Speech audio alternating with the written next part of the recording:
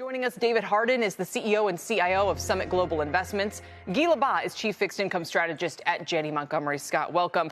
Guy, I'll start with you. What are people saying in the pits, so to speak?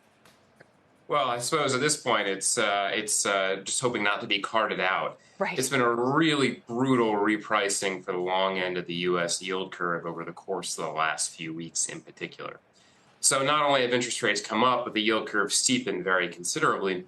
One way in which we measure this is an idea called the term premium, which is a hypothetical idea of how much over and above the expected path of Fed funds long-term bond yields are.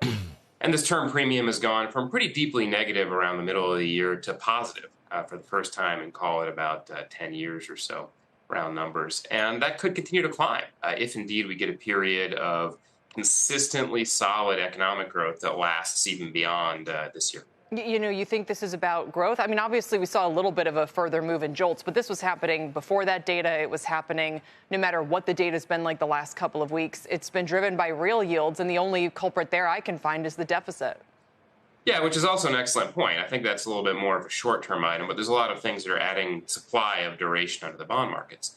First, as you referenced, is a budget deficit, which is wider and is adding about $15 billion of incremental supply per month across the curve. The other thing, and I think this is a little bit understated, is that as the Bank of Japan considers relaxing its yield curve control policy, that's allowing the Japanese government bond markets to become more volatile and longer maturities, and that effectively also adds a supply of interest rate risk to the markets. That has an effect. It's a little bit harder to measure. I can't point to a single number. No, you're quite right. And the fact that both of those happened at the same time, the Treasury massively increased the size of its funding needs in the first week of August at the same time that the Bank of Japan widened that long-term band to 1%. So these two factors both contributed to what's been, we should emphasize, it's not just a U.S.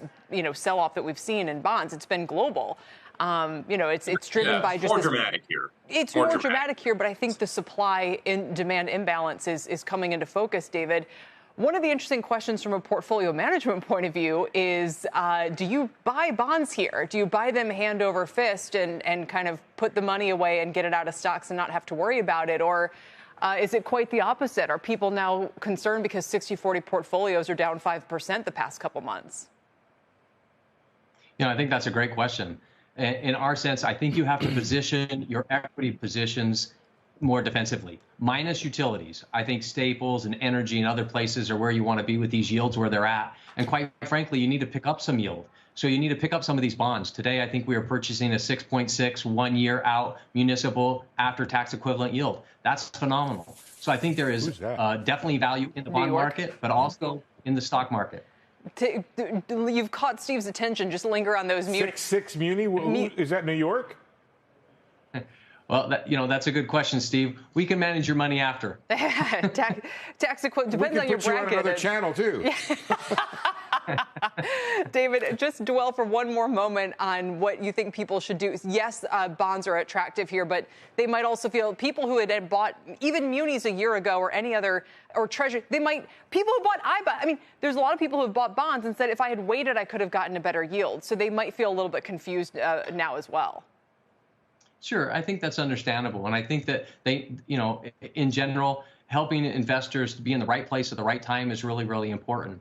So, talk about dynamic tactical ETFs or something of this nature where they can help you get in the right space at the right time is very, very helpful. But I would consider staples. I would look at pharma and biotech. Consumer services is also a good play. But be very picky what companies you purchase in these space, because some of them are very expensive at this time. And a little bit of what Michael Kantrowitz over at Piper Sandler has been talking about. It feels like the only thing that matters is being able to cover your interest costs. I mean, I don't care what sector you're in, what kind of company you are at this point.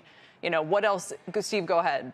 Well, I think if you're really going to get into it and roll up your sleeves, you need to really examine the balance sheet of these companies. And there are going to be companies that are going to be dramatically affected by this interest rate cost, and those are going to be less affected. And there's going to be declines in equities that will correctly reflect this added cost.